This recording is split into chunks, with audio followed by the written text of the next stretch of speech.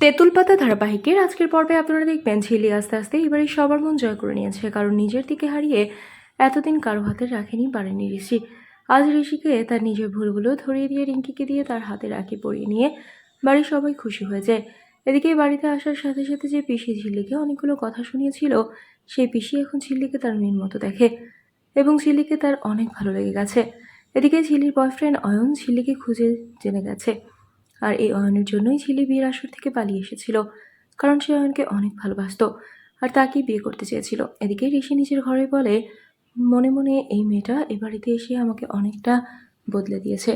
আমি এতদিন ভুল পথে চলছিলাম, কিন্তু মেয়েটা আমার চোখ খুলে দিয়েছে।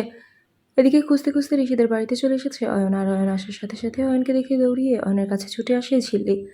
এদিকে ঋষি অয়নের কণ্ঠ শুনে বুঝতে পারে এটা তার দিদির স্বামী, মানে ঋষির সেই বন্ধুর গলা। তারপর বাইরে থেকে ঋষি দেখতে পায় তার দিদিকে যে ঠকিয়েছে সেই ঝিলির বয়ফ্রেন্ড।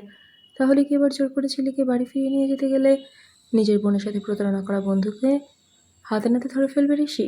বন্ধুরা, আজকে পর্ব নিয়ে আপনাদের কি মতামত জানিয়ে দিন কমেন্ট করে। নিয়মিত সিরিয়ালের আপডেট পেতে আমাদের চ্যানেলটি সাবস্ক্রাইব করে সাথেই থাকুন।